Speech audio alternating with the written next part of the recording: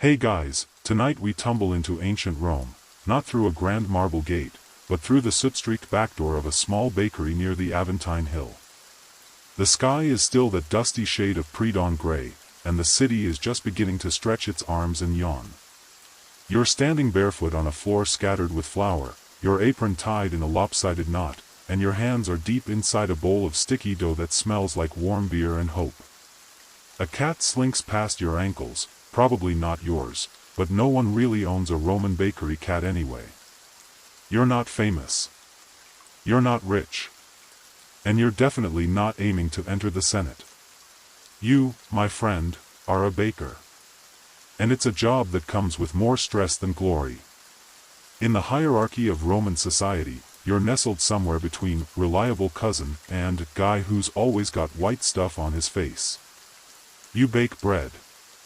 You deliver it, sometimes using a cart with a creaky wheel and a donkey who, to put it nicely, has absolutely no hustle. And you do this every single day. Rain, shine, or imperial decree. So, before you get comfortable, take a moment to like the video and subscribe, but only if you genuinely enjoy what I do here. And hey, drop your location and local time in the comments. I'm always curious where and when folks are listening from. Now, dim the lights, maybe turn on a fan for that soft background hum, and let's ease into tonight's journey together. The smell of burning olive pits mingles with the yeast. You roll your dough into rough loaves and slide them into the dome-shaped oven. It huffs and groans like an old bull. The coals are temperamental. You poke them with a stick that's been shortened by fire over the years and mutter your usual morning prayer, not to any god in particular, just a general plea for the bread not to explode like it did last week. You hum a little tune from the tavern next door, and for the next hour, it's just you and the loaves.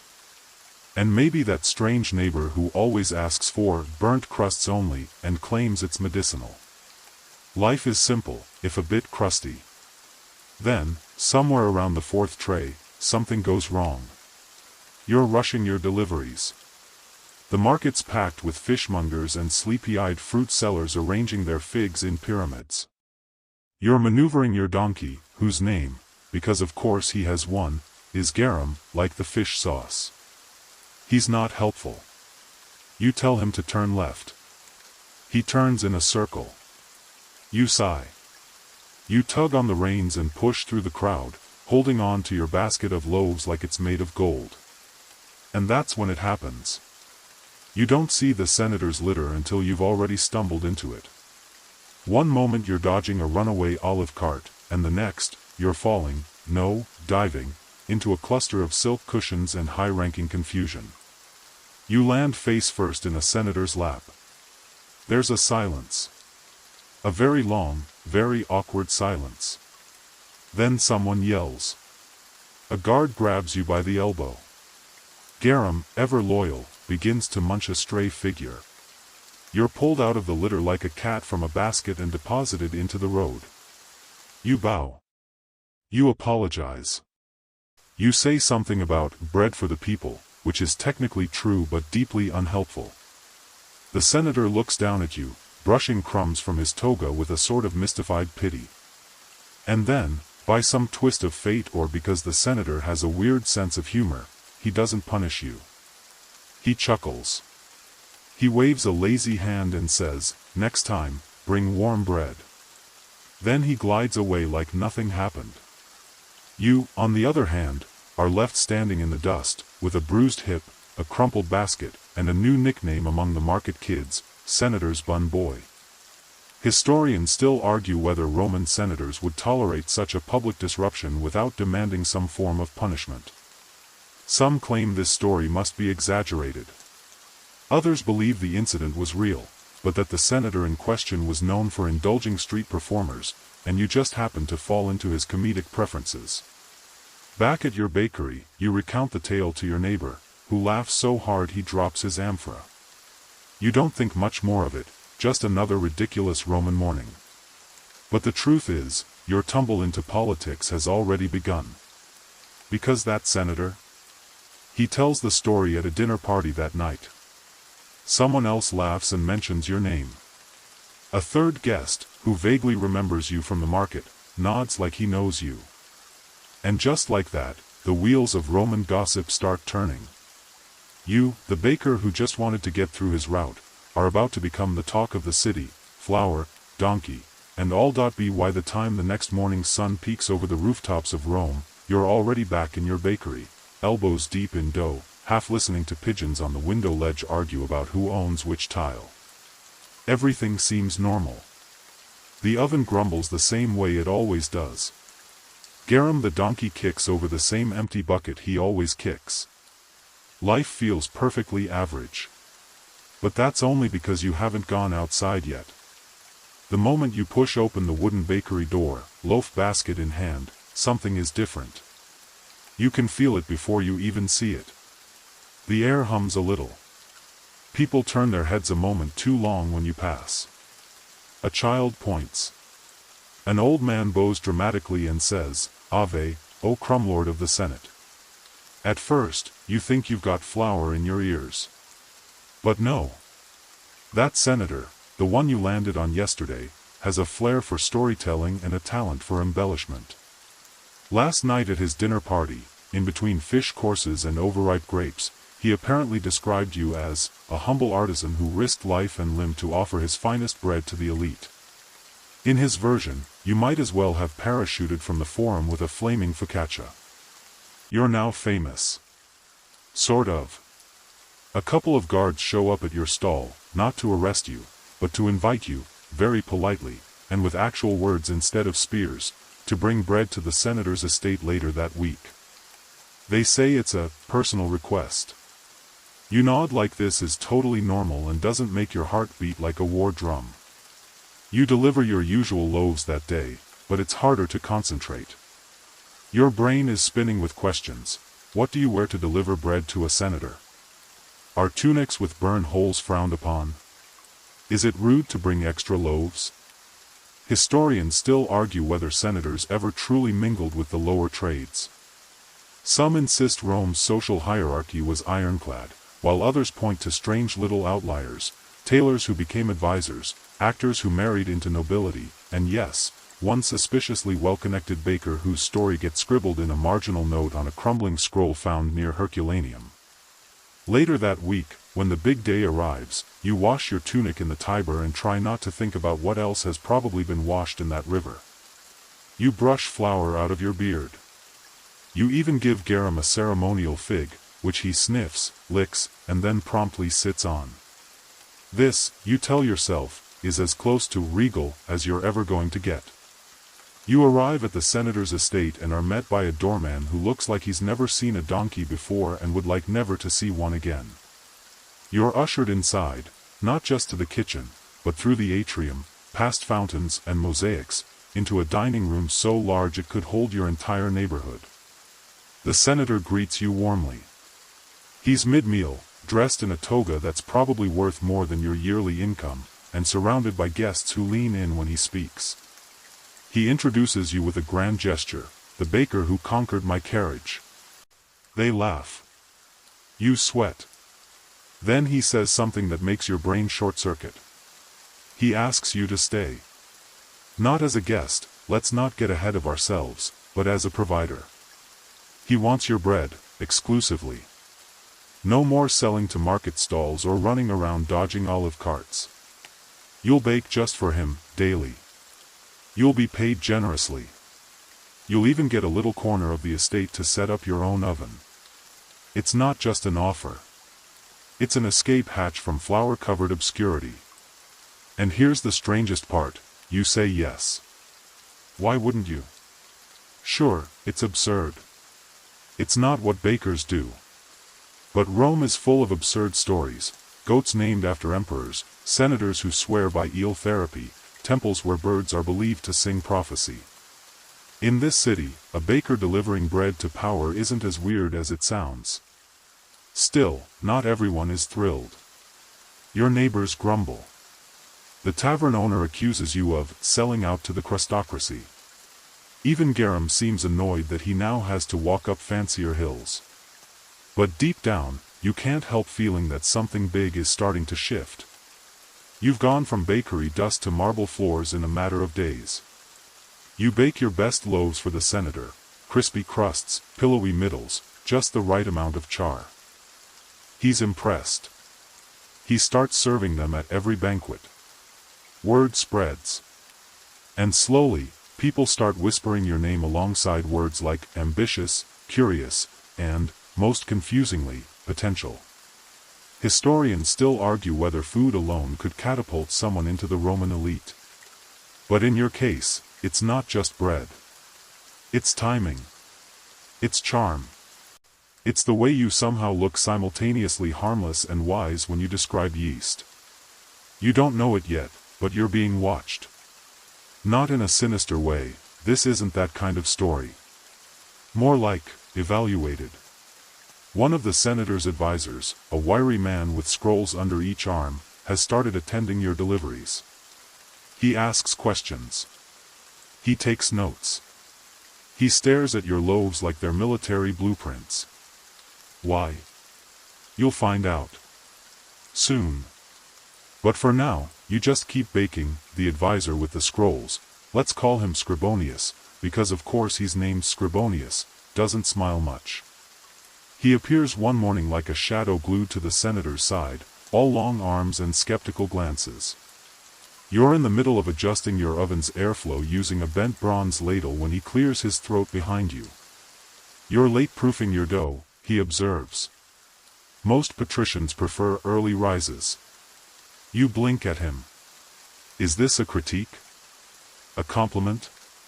A veiled warning about patrician digestion? You nod solemnly, hoping that somewhere in that silence he finds meaning. Scribonius begins showing up more regularly, once a week, then twice. He watches the kneading, the shaping, even the casual mid-bake snack theft you thought nobody noticed.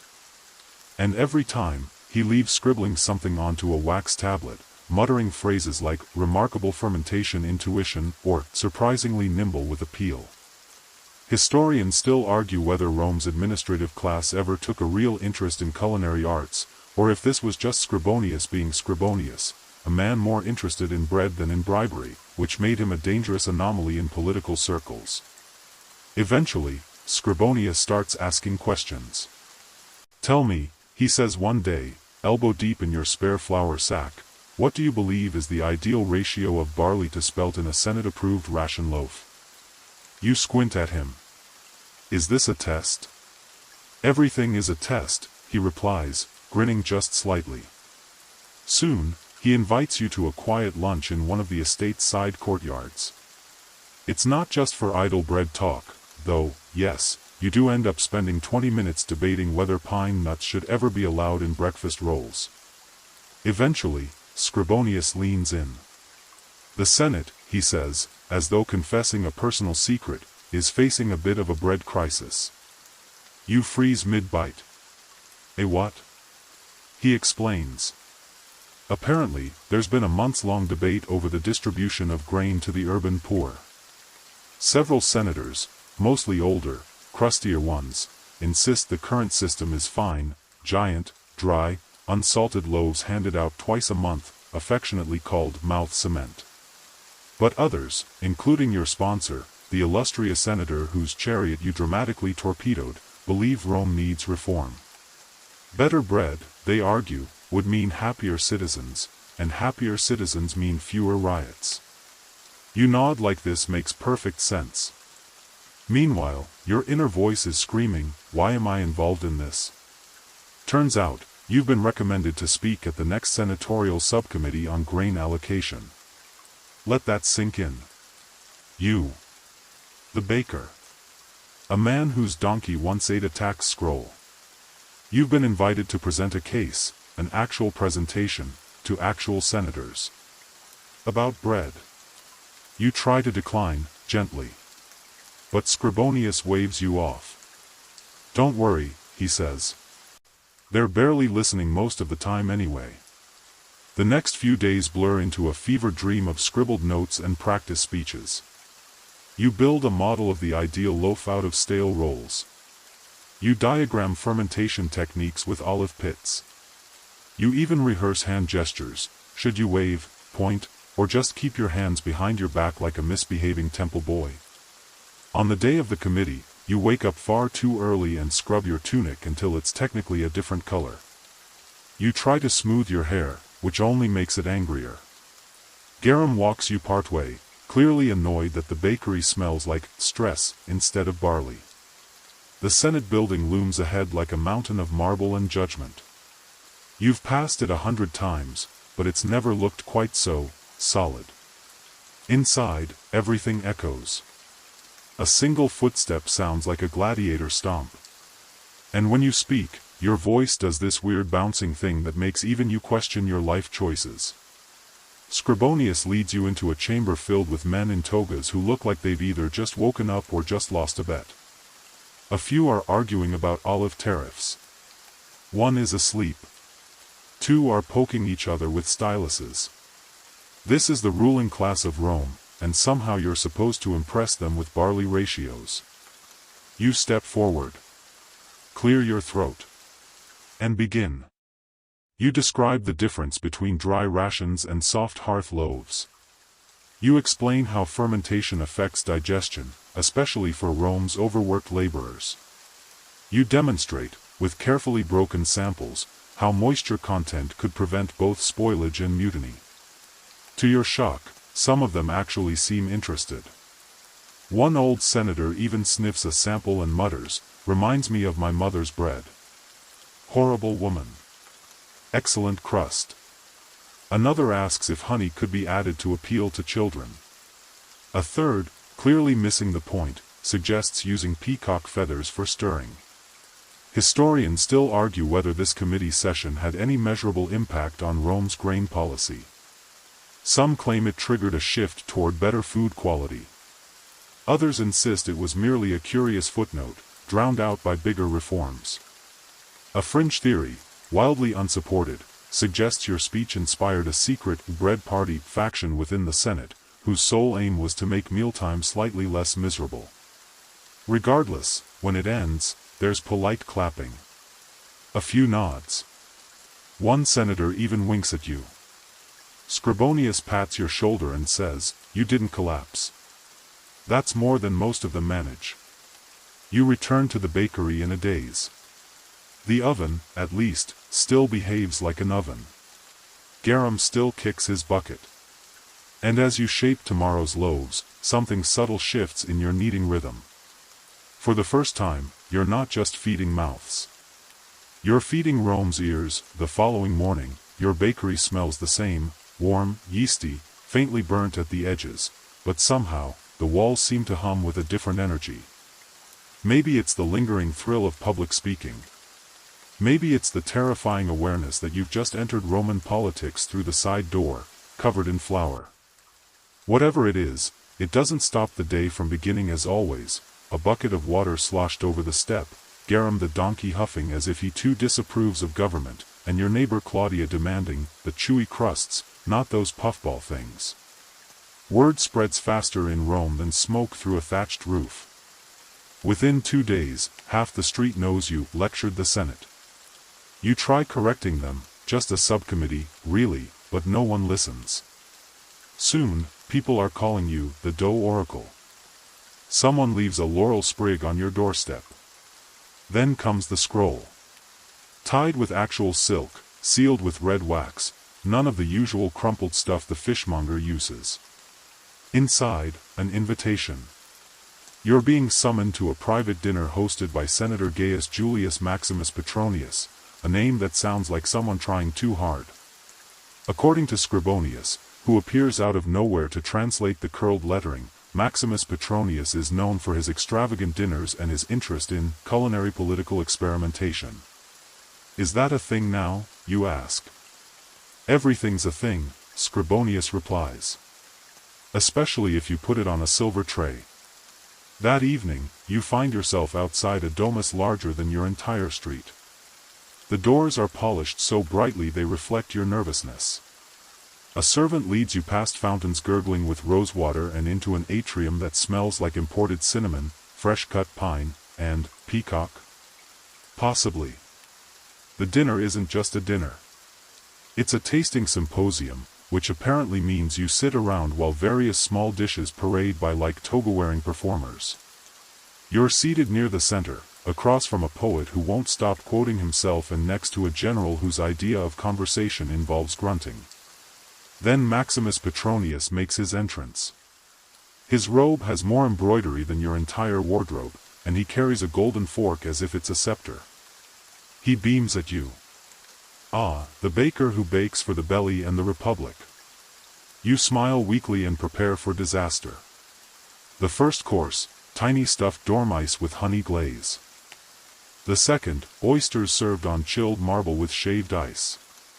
The third, something involving goat cheese, fermented olives, and flower petals that tastes like regret and perfume. The whole time, Petronius asks questions. Serious questions. How would you reform the grain dole? Do you believe the public should have access to private ovens? What do you think about millet's public image? You try your best. You speak of consistency, fairness, better distribution routes. You quote your grandmother, never trust a man who salts twice. You even improvise a metaphor about kneading politics like dough, which the poet claps at, mistaking it for poetry. The evening winds down with a display of fruit sculpted into miniature senators. One of them has a tiny wreath of mint. You're not sure whether to be flattered or terrified. After the feast, Petronius walks with you in the garden, which, because of course it does, includes a pond full of imported flamingos. He lowers his voice. You have insight, he says.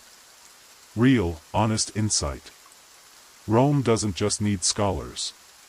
It needs bakers. People who touch the grain. You nod, mostly because it seems expected. Historians still argue, Petronius continues, whether a baker ever sat in the curia before. But I say it's time. You blink. Sit in the curia, like, as a senator? He grins. Oh, not yet. But perhaps one day. I've seen stranger things. A barber became quaestor last year. Man couldn't read. Cut the wrong guy's ear once. You laugh nervously. When you return home, you find Claudia waiting with her usual scowl and a basket of figs. I heard you're going to be important, she mutters. Don't forget who taught you to slice plums without bruising them. You thank her, unsure whether it's a threat or support. Over the next week, more invitations arrive. Another committee, a symposium on the spiritual symbolism of grain, even a theater benefit celebrating bread heroes of antiquity. You attend. You speak. You sometimes stammer. Once, you knock over a wine jug during an impassioned description of crust thickness. Still, people listen. They ask questions. A young senator calls you a voice of the plebs. Someone else asks if you'll endorse their new barley-fortified wine. And then, just when you think the pace can't escalate, Scribonius delivers a new scroll. This one is stamped not with red wax, but with purple. The color of imperial endorsement. Inside, a summons to attend a full Senate session as a guest speaker. No subcommittee. No grain-themed dinner. This is the real thing. The floor of the Curia Julia. Surrounded by marble. The eyes of 100 men, some brilliant, some sleepy, some holding grudges older than the Republic itself, watching you. And for some reason, they want you. A baker. With calloused hands and a donkey named Garum. You sit down on your stool. Look at your hands. They still smell faintly of yeast and ash. And just maybe, destiny. So, here you are. Standing outside the Curia Julia, a building so old and important it practically hums with self-importance. The Senate House. The place where Rome's greatest minds, along with a fair share of wine-soaked uncles, have gathered for centuries to debate, to argue, to nap discreetly behind columns. You are wearing your best tunic. Which means your only tunic that hasn't doubled as a towel, a curtain, or a sack of lentils. Scribonius has attempted to style your hair in what he claims is the provincial philosopher look, but honestly it's just a slightly damp swirl held together with fig sap. Remember, Scribonius whispers as you cross the threshold, speak slowly, use metaphors, and if all else fails, mention Cincinnatus. Everyone loves a farmer turned hero. You nod, resisting the urge to run.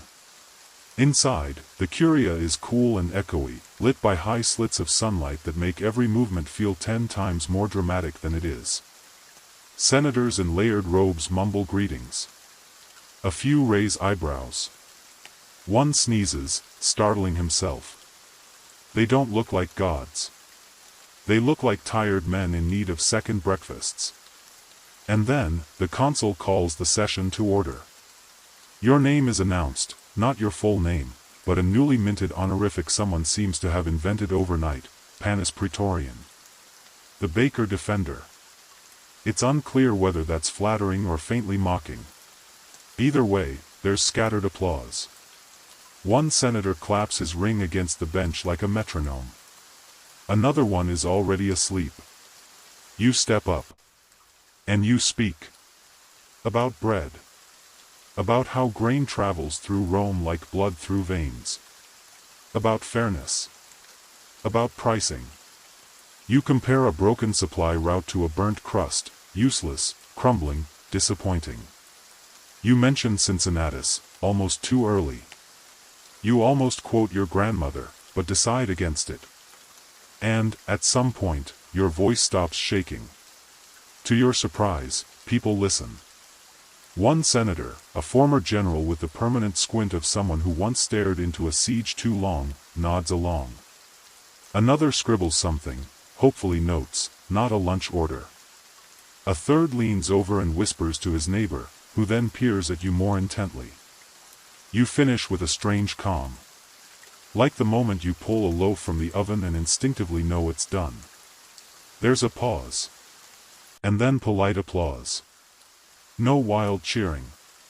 No rose petals. Just acknowledgement. But in Rome, that's everything. After the session, Maximus Petronius meets you outside. He's grinning. They liked you, he says. Really? Well, most of them. Old Marcus spat into his toga, but he does that anyway. You walk with him through the forum. Vendors hawk their wares, children chase each other through columns, and a goat wearing a faded toga eats someone's philosophy scroll. What happens now, you ask? Petronius waves his hand vaguely. Maybe nothing. Maybe everything. Rome runs on momentum and gossip. Soon, someone will say you should have a seat. Someone else will say you're unqualified. Then someone will shout, and someone else will write a poem about it. If the winds blow right, a vote. You blink. A vote? For me? A senator? Well, not this week, he says. But stranger things have happened. Remember the butcher who became pontifex? Total accident. Misdelivered ham. Days pass. Then weeks. And slowly, almost absurdly, your life bends. You still rise early, still bake bread. But now there are interruptions. Visitors. Scrolls. Young scribes asking for your opinion on flood management. You're invited to lecture at a philosophy school. They call it the ethics of yeast. Your little bakery becomes a kind of salon. Petronius stops by for lunch. Claudia, predictably, charges him for the olives. A group of students begin sitting out front, debating loudly about the symbolism of fermentation. One of them tries to write an ode to sourdough. It's not good. Then come the letters. Formal ones. With seals and titles. Senatorial factions asking if you'd consider candidacy. You stare at them like they're loaves rising too quickly. You? A baker? But the forums whisper. The street kids chant, Panis for the people. Someone commissions a mosaic of you holding a basket of loaves like it's a cornucopia. And then one afternoon, Scribonius bursts into the shop, panting. "It's happening," he gasps. "What is?" "The vote. For a vacant seat. They want a voice of the people. A man of the ovens. You're on the list." You sit down. Hard. Claudia hands you a figure. She doesn't say anything. Just nods. Sometime later, you walk the streets as the sun dips low, Rome golden and hazy. Voices echo off stones. Bells ring. Somewhere, a senator shouts at a parrot that keeps quoting Cicero. You don't know what tomorrow holds. You only know this: once, you burned your hands to feed people. Now, maybe you'll speak for them. Still, you're not getting rid of the donkey. So here you are, a name on the list. It doesn't sound like much, at first. After all, Rome has lists for everything: lists of tax dodgers, lists of criminals, lists of people whose dinner parties went disastrously wrong. But this list, this is the one that might pull you from flour-stained tunics into togas with embroidered hems. You're still baking, of course. You can't stop. It's not just habit, it's therapy. When your thoughts spiral, when you wonder whether this whole accidental senatorial career is a terrible cosmic joke, you knead dough until your shoulders ache and the oven blinks back at you like an old friend who doesn't ask too many questions. But now, customers come in whispering. One neighbor nods solemnly and says, "I always knew you were destined for greatness. You butter your flatbread evenly. That's rare." Another, less encouraging, says, "Well, at least you won't be worse than the last guy." Still, the rumors build. People are talking. Rome is a city powered by gossip, and right now your name is the latest grain thrown to the pigeons. You start receiving invitations. Not to Senate meetings, yet. No, these are stranger. You're summoned to dinner by a wealthy widow who once dated Julius Caesar's cousin, or possibly his cook. She wants to know where you stand on road repairs. A merchant offers you a free amphora of wine for when you're celebrating. A small child tries to bribe you with a half-eaten pear. At one gathering, you're seated between a man who insists Rome should replace all aqueducts with slides, and a woman who has turned her late husband's toga into a series of politically themed cushions. You nod politely. You chew olives. You try not to sneeze when someone burns frankincense too aggressively. And then, the formal interview.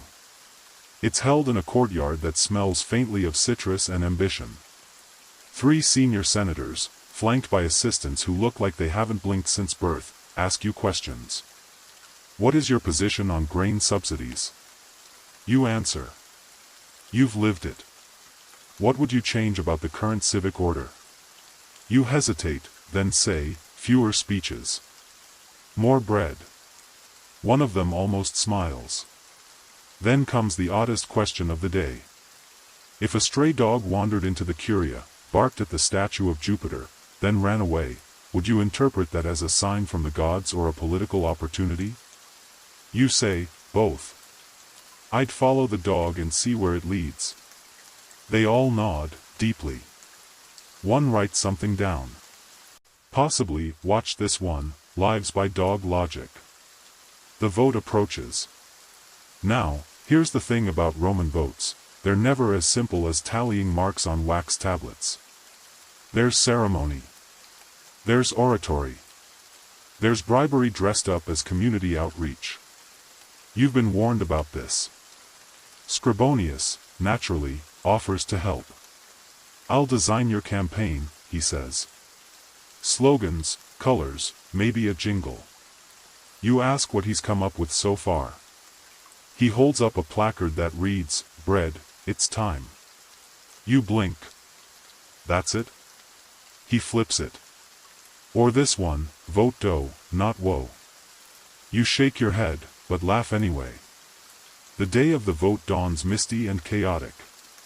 The forum fills with citizens, all jostling to cast their voices, or at least be seen casting them. Vendors take advantage, selling senatorial snacks. One man is charging for blessed grapes that have clearly been dropped multiple times. You wear a toga Claudia ironed with a flat stone. You walk slowly, because you've been told it looks dignified. You try not to trip on the hem, which has ideas of its own. The voting itself is slow. Like pouring honey uphill. There are speeches, of course, long ones. People compare you to everything from the humble hearth to the Trojan horse, not necessarily in a good way. And then, the moment. Someone counts. Then recounts. Then has someone else recount while dramatically squinting into the sun. And finally, it's announced. You've won. You're a senator. There is polite applause. There is, from Scribonius, wildly impolite cheering. A street musician strikes up a tune he clearly just made up. It involves a lot of clapping and the phrase, "O panis." "O praetor," which doesn't even scan properly. You are handed an official scroll and a ring that doesn't quite fit. You also get a seat assignment, which turns out to be next to a man who once claimed a seagull gave him legal advice. But none of that matters. Because you are now something you never imagined. Not just a baker. A baker senator. A man of bread and law. As you walk home, people greet you with smiles. Some call you Domini. A small child throws flower petals at your feet. They're still attached to the stem, but the gesture is sweet. At your shop, Claudia is waiting. She crosses her arms. So. You're one of them now. You nod. She looks at the scroll. Then at you. Then shrugs. Still doesn't mean you get out of morning bread duty. And honestly, you wouldn't want to. You're still waking up before sunrise. Even now, with a senatorial ring digging into your pinky and your name freshly carved onto a marble plaque somewhere near the Curia Julia, you still find your feet heading for the oven. The shop smells like comfort, like home, like the one place in Rome where the chaos hasn't reached. And while Claudia mutters about your inability to delegate, she still lets you shape the first batch of dough before the city stirs. Of course, the city does stir. Loudly. News travels fast in Rome. Especially ridiculous news. And now, people are lining up not just for bread, but to see the baker senator. Some want advice. Some want to test you. One man just wants you to sign his forehead. You try to act like it's normal. Like you aren't being pulled in 10 directions at once, half of you trying to manage yeast temperatures and the other half being asked about municipal funding for road drainage. A delegation arrives at your shop mid-morning. They wear sandals too clean to be trusted. Senator, one says, the city's monthly public speech series is coming up. You're expected to give remarks. You blink. Public speeches are a Roman addiction. Like olive oil or exaggerated sighing. Everyone makes them, everyone listens, and everyone secretly hates most of them. They're an art form and an ordeal. Still, you agree. What else are you supposed to do? Scribonius is thrilled. You'll need a hook, he says, pacing. Something memorable. What's your thing again? Bread? My thing, you say, is that I'm a baker. He claps. Perfect. Use it. And so, you do. The day of your first public address arrives with all the subtlety of a trumpet to the face. The forum is packed. You're placed on a slightly wobbly platform, just high enough to see the city's worst haircut trends. A herald calls for silence. And then, it's your turn. You clear your throat. You look out over the crowd. And you say, fellow citizens. Rome is like bread. Silence. You feel the entire forum tilt forward slightly, curious. You continue, it requires good ingredients, careful mixing, time to rise, and, most importantly, a community oven to make it work. still silence. Then, laughter. Not mocking. Not derisive. But surprised. Warm. People like the metaphor. They even start nodding. You go on, mixing civic concerns with cooking imagery. You talk about taxation as overproofing. About corrupt officials as burnt crust. You even get in a joke about how the Senate has more stale ideas than a week-old focaccia. It lands. People clap. Some even cheer. You survive. You might even thrive. But now, the invitations flood in. You're asked to sit on advisory councils. To attend ceremonial fish blessings. To judge a competition about who can write the best poem comparing Rome to a cucumber. You abstain. You start noticing how politics, like baking, is about timing and temperature. Too hot, and the whole thing crumbles. Too cold, and nothing moves. And yet, your heart is still in flour. One day, you find yourself late to a Senate meeting because the sourdough starter needed more coaxing than expected. You arrive covered in a fine dusting of grain. An older senator leans over and whispers, "You smell better than the last orator." He reeked of eel. It's not a compliment you expected, but you accept it. Still, not everyone is thrilled by your rise. You begin to notice tension. A faction within the Senate, older families, with noses permanently tilted toward Olympus, see you as a novelty. A temporary amusement. They call you panis populi behind your back. Bread of the people. It's meant to mock. You choose to embrace it. You add it to your next speech. Let them call me the bread of the people, you say, because bread feeds, and without bread, nothing grows. You get applause. And also a death glare from Senator Calpurnius, who thinks you've just insulted his entire ancestry. Which, to be fair, you probably have. Accidentally. Still, the name sticks. Bread of the people. It's better than senator who tripped on his own toga, which had a short but glorious run in the forum tabloids. Meanwhile, Claudia remains unmoved. She doesn't care about your rising popularity or political clout. She just wants you to stop leaving your laundry on the bread hooks. And, honestly, that keeps you grounded. Late at night, when the meetings are done and the wax tablets have been filed, you come home and slice into a fresh loaf. Claudia brings out cheese. You sit quietly, chewing and watching the city hum in the distance. It's not the life you planned. But it's becoming the life you love. Even if you sometimes wake up with speech notes stuck to your cheek and flour in your shoes, you begin to suspect you're living in a play. A Roman comedy, to be specific, the kind where everyone wears slightly ridiculous sandals and no one knows who's actually in charge. Except now, you're the one with the power, or at least the illusion of it. And illusions, as every Roman knows, are the city's favorite currency. The Senate assigns you a minor portfolio, grain oversight. You laugh, thinking it's a joke. It's not. Grain distribution in Rome is no small task, it's the spinal cord of public order. If the shipments from Alexandria or Sicily are delayed by even a day, people don't just grumble. They riot. And if they riot, someone gets blamed. Usually whoever last gave a cheerful speech comparing politics to focaccia. So now you're responsible for keeping Rome fed. You, who once cried because your yeast died during a rainy month. You dive in.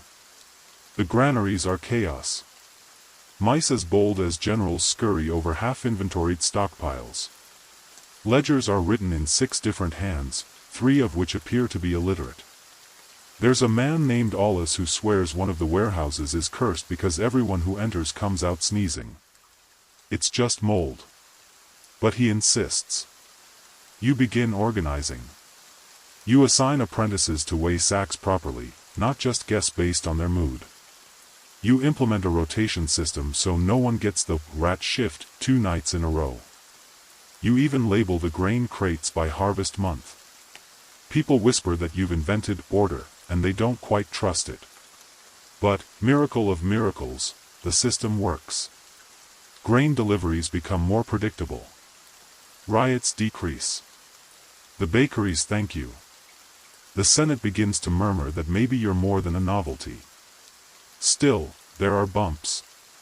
One afternoon, you discover that a senator's cousin has been siphoning off grain meant for public bread rations and selling it as imported luxury grain to rich clients. You confront him in the forum. He smirks and says, "Prove it." So you do. You bring receipts. Wax tablets. Testimonies from 3 bakers and one extremely angry grandmother who hasn't had her weekly rye since Saturnalia. The scandal explodes. Senators pretend to be shocked. The cousin is asked to retire. And suddenly, you're the hero of the Aventine. Historians still argue whether this was the moment your reputation as a serious political force began. Some say it was dumb luck. Others say it was clever maneuvering. One insists it was because you once baked a honey loaf that made its way into the emperor's villa. That last theory is less cited in academic circles, but popular among bakers. Whatever the cause, your name now means something. And with meaning comes invitations. You're called to private villas for wine-fueled policy debates. You're sent scrolls with seals fancier than the contents inside. One night, you're invited to dine with the Praetor Urbanus, who wears more gold than a mosaic and laughs like a man who's never eaten street food. He praises your rustic simplicity. You smile and resist the urge to shove a breadstick up his nose. He proposes a new tax on bakers. You disagree, politely, but firmly. He doesn't like that. Afterward, you receive a friendly scroll suggesting you remember who your friends are. You crumple it and use it to start your morning fire. Because here's the thing, you are still a baker. At heart. And bakers are stubborn. You don't fold just because someone puts olives in your wine and calls it sophisticated. Meanwhile, Claudia continues to build her empire. She's now running 3 kitchens, 2 of which specialize in sweet breads and the third in a mysterious spiced flatbread that's become all the rage in the Subura district. People line up for blocks. Tourists from Gaul try to buy the recipe. She doesn't blink. She tells you, you do the talking. I'll feed the people. And somehow, it works. One evening, a young man from the provinces visits your bakery. He's nervous, clutching a sack of flour like it's a passport. He says he wants to learn. Not just baking, but how to help his town. You sit him down. You talk for hours. About grain, about corruption, about how to know when your oven's lying to you. About how people need bread they can trust, and leaders they don't want to pelt with stale loaves.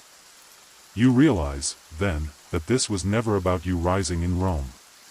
It was about others seeing that they could rise too. You, accidentally, messily, have become a symbol.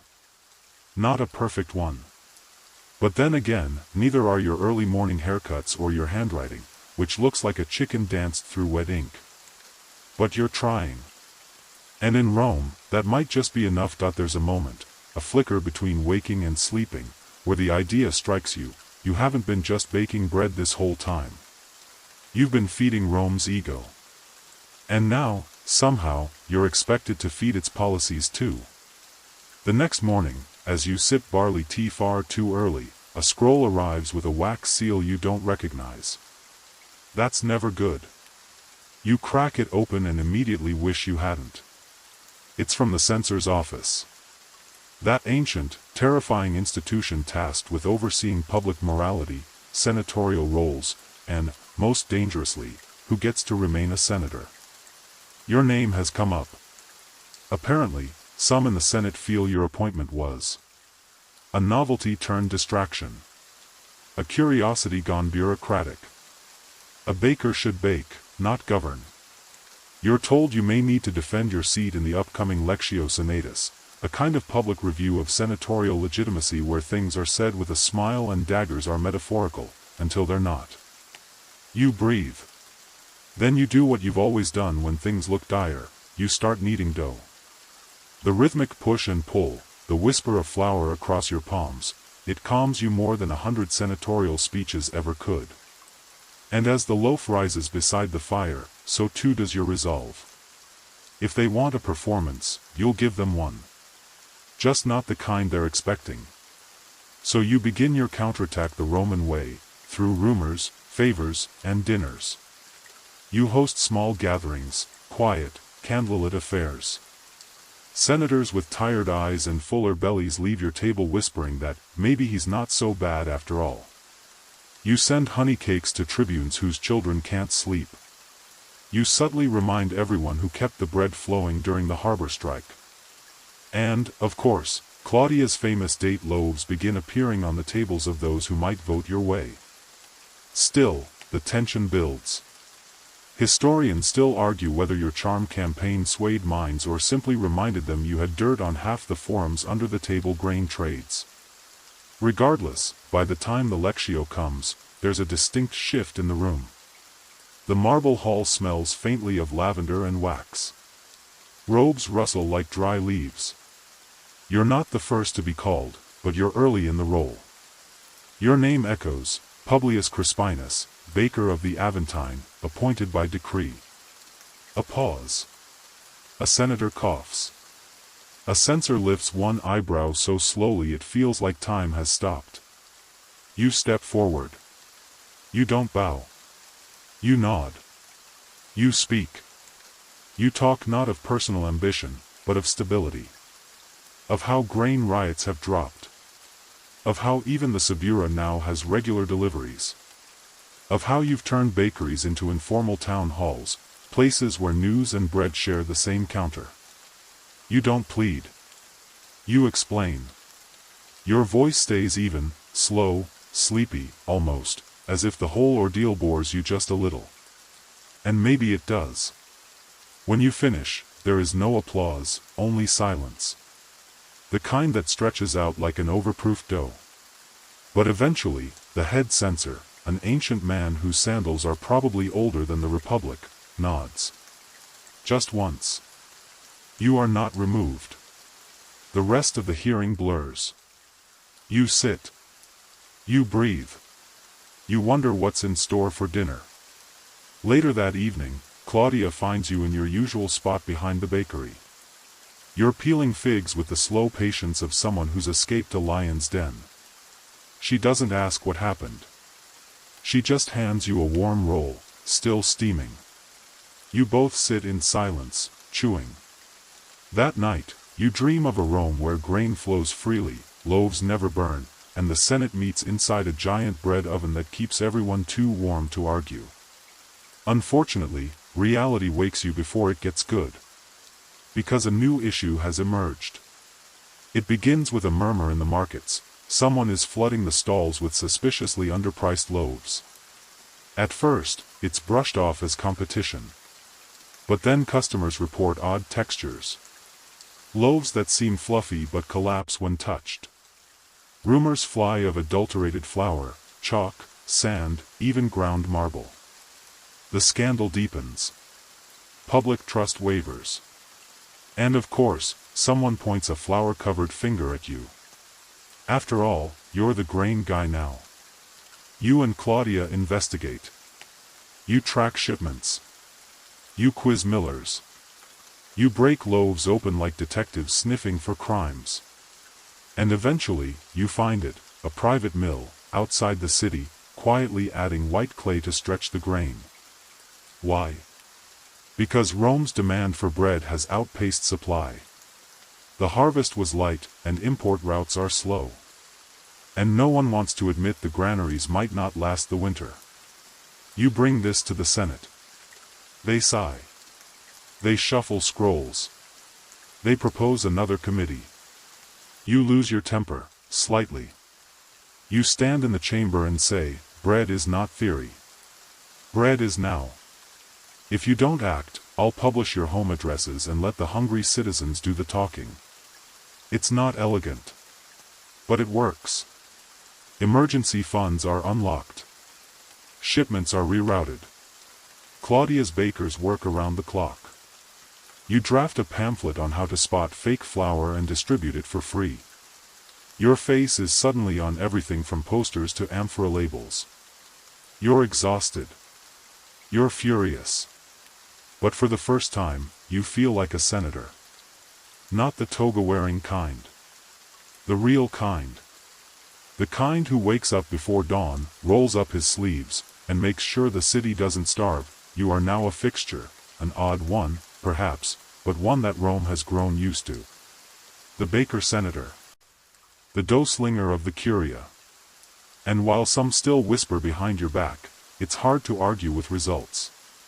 Bread lines are shorter, tempers are cooler, and even the Subura's graffiti has started to include your name, with slightly fewer anatomical drawings. Still, not everything is yeast and roses. You're discovering that power, even in Rome, doesn't rise evenly. A group of patrician senators, ones with impossibly clean hands and impossibly ancient surnames, has begun pushing back. Not directly, of course. That would be vulgar. Instead, they speak in riddles during sessions.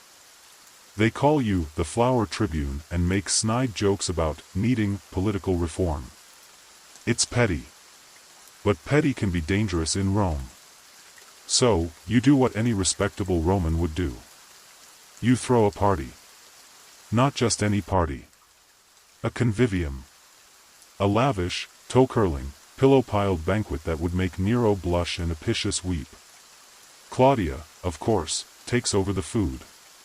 She insists on a full 12-course meal with pairings for every amphora of wine. You order fresh oysters from Neapolis, figs from Hispania, and a curious new spice from Syria that smells like cinnamon's eccentric cousin. The invitations go out, on soft, perfumed parchment no less. You are cordially invited to the senatorial feast of sustenance and stability. It's both grand and incredibly passive-aggressive. They all come. Of course they do. Because even senators can't resist rare pheasant and free wine. You wear a toga so starched it could slice marble. Claudia dons a stola that catches the light like honey. Your atrium is lit with hundreds of oil lamps, and harpists pluck dreamy tunes while dancers swirl between mosaics of wheat and vines. And when they sit, oh, when they sit, you begin your slow, delicious speech. You thank them for trusting you. You compliment their judgment in not throwing you out. You remind them, sweetly, that without stable bread, the city collapses faster than a sponge cake in a rainstorm. Then Claudia stands. She describes how the poor have started naming their loaves after senators they admire. The table titters politely. She then hands out actual loaves, each labeled with a senator's name. This one, she says, is crusty on the outside but surprisingly soft in the middle. General laughter. Even the stern-faced censor chuckles. It's a masterstroke. By the end of the night, half the Senate is drunk, full, and considering asking you for bread-based nicknames of their own. It doesn't solve everything. But it buys time.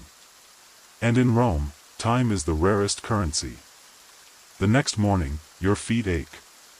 Your tongue feels like it's been sanded with stale honey. You find a small thank you note tucked under a bowl of leftover olives. To the baker of peace, don't let them toast you too soon. No signature. You suspect it's from Junius, the senator who once tried to have you removed and now sits next to you with surprising regularity. You two share nothing in common, except an interest in surviving Rome's chaos with your skin intact.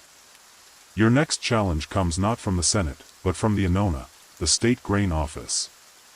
They claim your recent adjustments to the public bread recipe are outside traditional parameters. Namely, you've added herbs. Rosemary. A touch of thyme. Maybe some garlic. Nothing scandalous.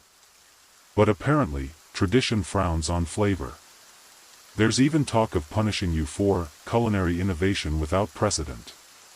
Historians still argue whether the Annona's outrage was sincere or simply a power play. Either way, you respond not with legislation, but with lunch.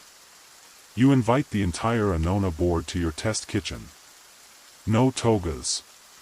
No scribes. Just aprons. You hand them dough.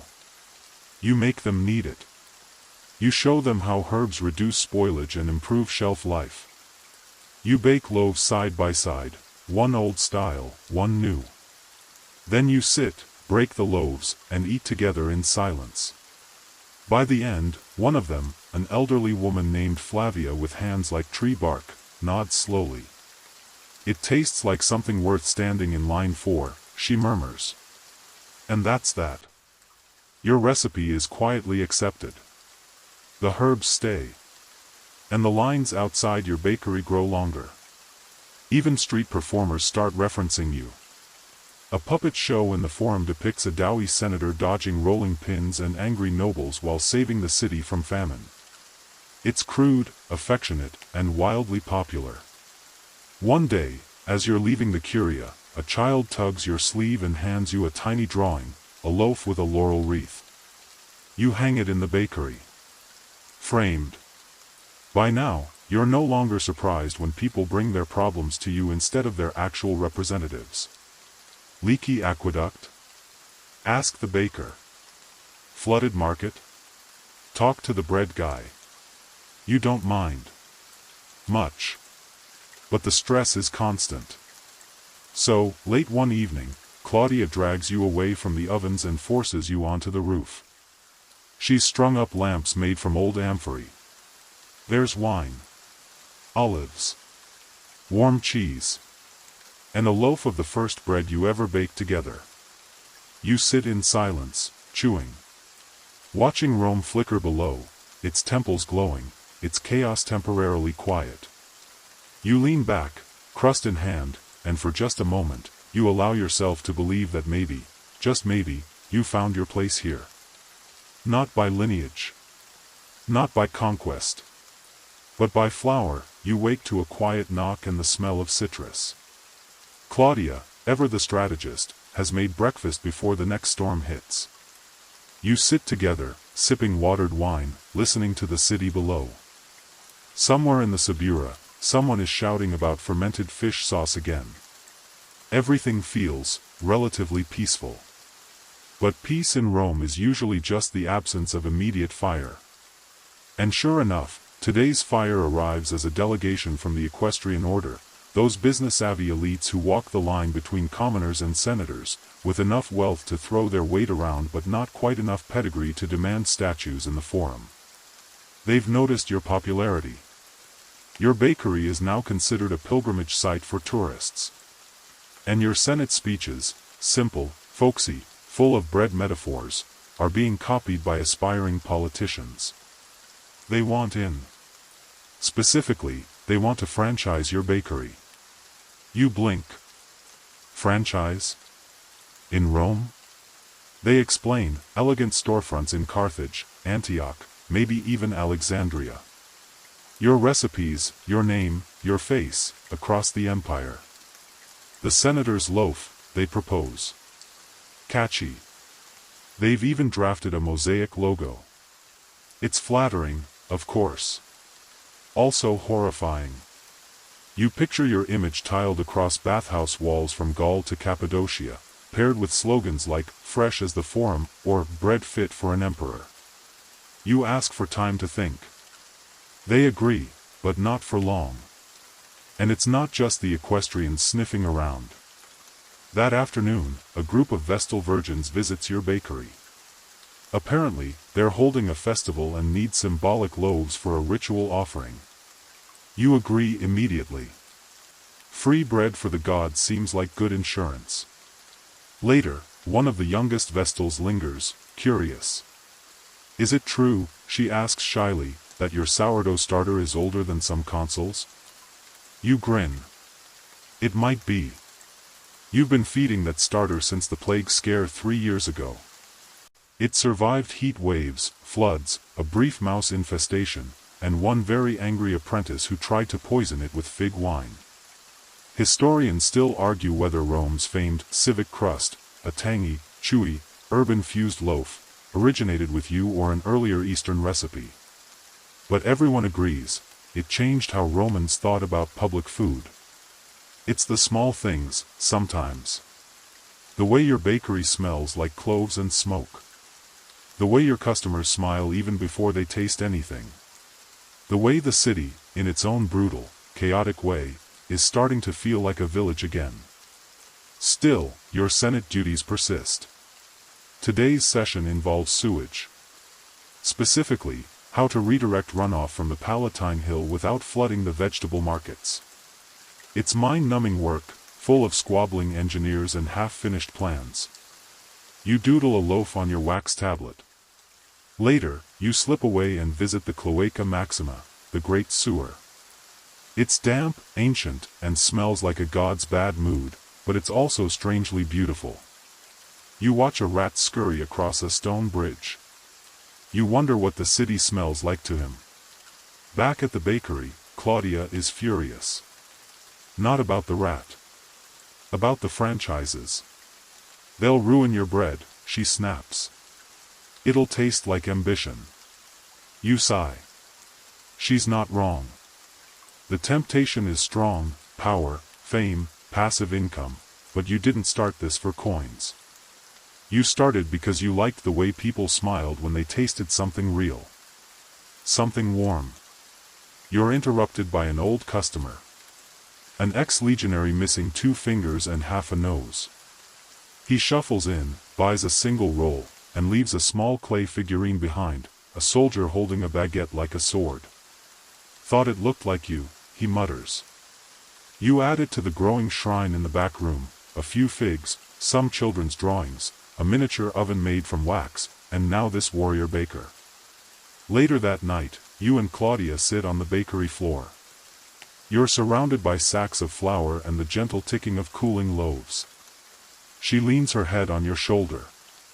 You ask her, quietly, without sarcasm, what she thinks your life would have looked like if you'd never burned that first batch.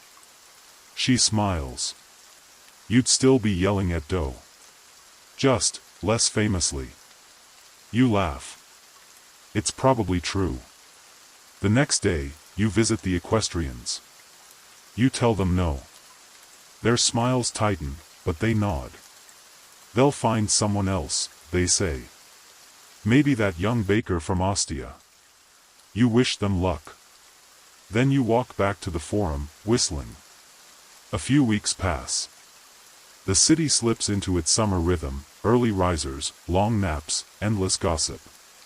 You notice something odd. A new bakery opens down the street, slick, marble-fronted, staffed by ex-gladiators for some reason. The loaves look familiar. Suspiciously so. You try one. It's not bad. But it's not yours. They've copied the recipe, the layout, even the mosaic of your face, except in theirs, you're wearing a toga made of wheat stalks. Claudia is incensed. She storms over and demands they stop. But you stop her. Let them try. Because you know something they don't. You know the weight of flour under your nails, the heat of the ovens, the rhythm of the street. You know the names of your customers, their birthdays, their favorite breads. You know how to fix the temperature when the wind shifts. You know how to stretch dough until it sings. You can't franchise that. So you return to your shop. Your floor. Your people. And you bake. One loaf at a time. As the Senate bickers, as the crowds gather, as the empire rolls on, you keep kneading. Because this, somehow, is who you are now. Not just a baker. Not just a senator. But the odd little stitch that holds it all together. You find yourself increasingly summoned for matters that have absolutely nothing to do with bread, flour, or ovens. A delegation from Hispania wants your thoughts on harbor tariffs. A philosopher from Cyrene insists on debating the nature of civic virtue with you, in Latin, then in Greek, then back again in very slow Latin. You smile, you nod, you throw in a bread metaphor or two. But you also wonder how you ended up in a world where everyone assumes you have an opinion about everything. Even the pigeons outside your bakery seem more judgmental than usual. Back in the Senate, the air smells like wax tablets and frustration. Someone's lost their scroll again. You sit through a long, meandering argument about aqueduct maintenance. You daydream about sticky dates. Then, an unexpected turn. A minor senator proposes a bill naming you the official overseer of grain quality across the city. A ceremonial role, technically. But it comes with a gilded seat at banquets and a small villa in the hills. You barely nod, and it passes. And just like that, your bread is now state-sanctioned. That afternoon, the city crier announces the news. Kids run through alleyways chanting, "He who bakes shall judge." Which is definitely not what the law says, but it's close enough. Claudia draws a little crown on your chalkboard menu. You leave it up. And now? Now, the invitations begin. Weddings. Religious ceremonies. Even a poetry recital held in a bathhouse. Everyone wants the Senator Baker's approval. You become a symbol, the self-made Roman, the commoner who rose on the strength of his loaves. You're a walking parable. Which is fine, until you're asked to perform like one. At one particularly lavish party, a host requests that you bless the bread before it's served. He hands you a golden spoon and expects something profound. You raise an eyebrow, then say, "May this bread fill your stomach without bloating, and your heart without bitterness." There's a pause. Then polite laughter. Then applause. You're pretty sure they think you're joking. You're not. Later, a young orator corners you. He's heard the story, how you stumbled into politics after mistaking a Senate notice for a flower delivery. He wants to know if it's true. You smile. You say, historians still argue whether it was an accident or a miracle. He doesn't know what to do with that. You find yourself missing the silence of the bakery. The warmth. The smell of real work. Even the occasional screaming when someone forgets to score the loaves properly. So, you take a day off. You close the shop. Just for one morning. You walk through the markets like an ordinary citizen. You haggle over fish. You get sunburned. You eavesdrop on two old women arguing about whether senators should be allowed to wear aprons. One of them thinks you're a myth. The other swears she saw you once carry a flaming tray of focaccia through a mob without blinking. Both are wrong. But you let them argue. You stop by a pottery stall. The vendor recognizes you and tries to give you a commemorative plate with your face on it. You politely decline. He insists. You leave with two. Back at the bakery, Claudia greets you with news. The emperor has summoned you. It's not an emergency. Just a casual meeting. An informal banquet. Nothing serious. Still, you feel your stomach drop. The emperor?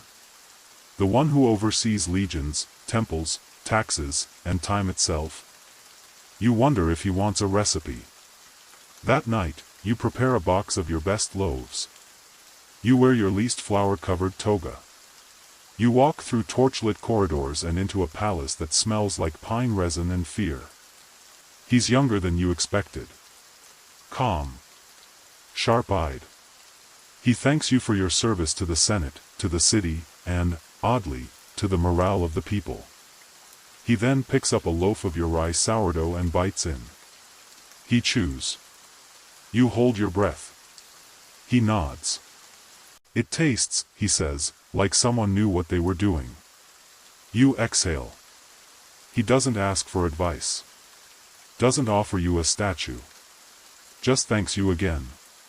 And dismisses you. On the way out, a eunuch presses a scroll into your hand. A gift, apparently. You open it later. It's a poem. An ode to bread. Probably written by someone who's never actually baked. But you like it anyway. The next morning, you return to the shop. You hang the poem on the back wall. The staff don't notice. They're too busy arguing over whose turn it is to stir the honey glaze. You smile. This is your world. You step behind the counter. You tie your apron. You dig your fingers into the dough and press, stretch, fold.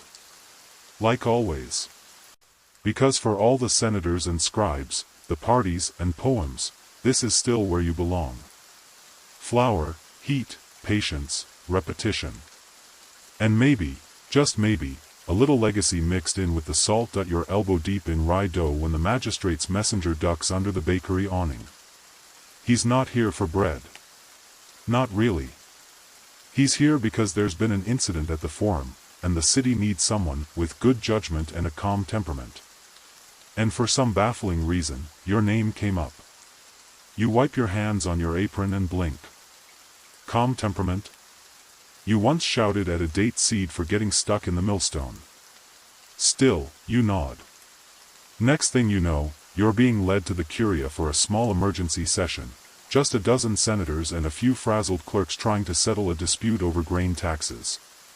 It's dry stuff. Like, legally dusty. But there you are, sitting at the end of the table, your presence somehow calming the mood. Perhaps it's your flour-streaked sleeves. Perhaps it's because you brought a basket of warm rolls and placed them strategically in the middle of the chamber.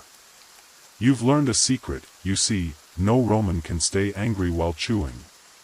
The argument cools. Agreements are drafted. You break a loaf in half and offer it to the most difficult senator. He accepts. You don't even gloat. After that, the requests keep coming. A widows' guild wants you to speak at their monthly gathering on ethics in business.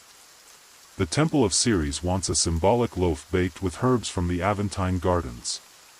Even the local gladiator school sends you a letter. They want to name a new sparring dummy after you. Apparently, it's very sturdy and hard to knock down. Your face starts to appear in murals. Not official ones, just little caricatures tucked into the corners of taverns and granaries. You're always drawn with a slightly crooked nose and a lumpy sack of flour slung over one shoulder. Kids pretend to be you in street games. You overhear one shouting, "I declare this pebble legal grain." It's surreal. But also weirdly comforting. And yet, amid the rise in fame, something begins to tug at your thoughts. You haven't really baked in days. Yes, you still need dough here and there, make guest appearances at the oven, bless the sourdough starter with a ceremonial sniff. But your days are increasingly consumed with scrolls, audiences, and meetings about things like amphora regulation and fish sauce fraud. You try to keep it light. You doodle loaves in the margins of government documents. Once, during a particularly dull briefing, you accidentally invent a new braid pattern by nervously twisting your toga sash. That afternoon, you test it on dough. It's magnificent. You name it senatorial twist. It sells out instantly. Of course, with popularity comes scrutiny. One rival baker accuses you of using olive oil imported from Etruria without proper markings. A senator mutters something about rising dough and rising ambitions. Even Claudia raises an eyebrow when you suggest installing a marble bench in the shop, for the aesthetics. You try not to let it get to you. But you start to dream more often of your early days, back when you measured yeast by smell and sang old camp songs while shaping buns. Still, life moves. A group of former slaves opens a bakery down the street. They call themselves Panis Liberatus, bread of the freed. You're the first customer through the door. You buy a sesame twist and tell the young baker it's better than yours ever were. He beams. You mean it. That night, Claudia finds you gazing at the oven flame. You're not sad, just contemplative. She nudges your arm. You're still a baker, she says. You just bake bigger things now. Like peace. And laws. And public confidence. You chuckle. And pretzels, you add. The next morning, Rome is hit with a cold snap. The forum stones crack underfoot. The fountains freeze in the middle of their pour. You do what any self-respecting baker-senator would do. You roll out baskets of hot bread to the street corners, no charge. Steam rises in elegant swirls. Children flock. Even a couple of guards sneak second helpings. You're asked to give a speech that evening at the Temple of Vesta, something solemn about charity and warmth. You show up with a loaf under each arm. You don't speak. Instead, you break one loaf, hand half to the priestess, and pass the rest to the crowd. It's enough. Later, someone carves a small phrase in the stone steps of the temple. He feeds, and does not speak. And still, we listen. You try not to tear up. You fail. But no one mentions it. And so, the days blur into each other, dough and debate, warmth and worry, ritual and real flour. You find a new rhythm, a strange one, half politics, half pastry. The pigeons on the roof coo louder now, as if congratulating you. And somewhere in the background of it all, Rome breathes. You're still her baker. You always will be. The sun has barely climbed above the rooftops of Rome, and already there's a line outside your bakery. Not for bread, well, not just for bread. People are queuing for wisdom, for the chance to glimpse the flour-dusted hem of your tunic, for a quiet nod from the man who once accidentally made a political point by underbaking an entire batch of barley rolls. You've become something between a mascot and a mystery. A man who didn't seek power, but needed it into something edible. You shuffle past the morning crowd and push open the old wooden door. It creaks the same way it always has, and the scent inside is still comfortingly familiar. Warm yeast, a hint of ash, and maybe, just maybe, a whisper of burnt raisins from that unfortunate experiment 2 years ago. You're home. Claudia's already behind the counter, teasing a young apprentice who somehow managed to get honey in his hair. You swear he does it on purpose just so she'll ruffle it clean. But before you can roll up your sleeves and pretend you're still a full-time baker, a breathless courier appears. Scroll in hand. Seal from the Senate. You open it with your pinky, as you always do when your fingers are sticky with cinnamon. You're needed at the Curia. Again. A dispute about temple funding, or grain subsidies, or the legality of charging extra for lentil-stuffed flatbread on festival days. Claudia sees the look on your face and hands you a cloth bundle. Still warm. Olive rolls, she says. Just in case they forget you're human. You grin. And you go. But this time, something's different. As you walk the city streets, you start to notice signs. Not omens, exactly, though the way a pigeon lands on your shoulder and coos like a fanatical street preacher is a little unsettling. No, these are literal signs. Carved into stones, painted on walls, etched in the dust on amphory. Sayings. Jokes. Praise. Warnings. All about you. Better a loaf from him than a lie from Jupiter. Senator Yeastrise will fix it. Bread father of the Republic. You try not to let it inflate your ego. You fail a little. But only a little. Inside the Curia, the meeting is, unsurprisingly, chaotic. A group of upper-crust senators argues that bakers should stay in bakeries, while another group insists you've brought a refreshing aroma of the common man.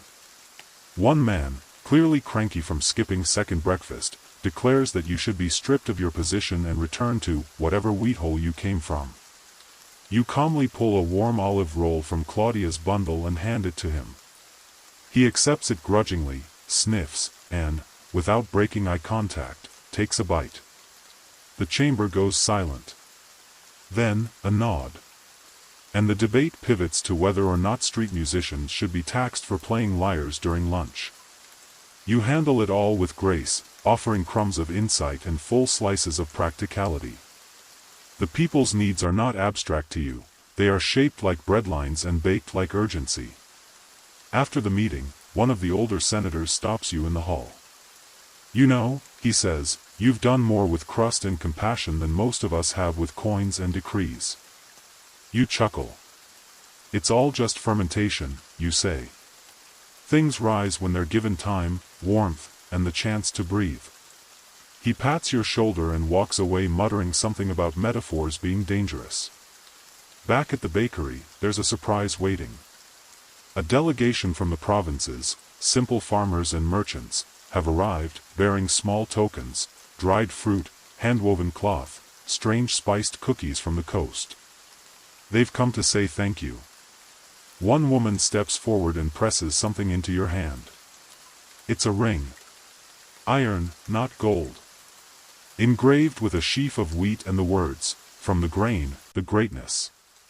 You don't know what to say. So you just say, "Come in. There's still some fig loaf left." And they do. The evening turns into something between a feast and a council. No agendas. No titles.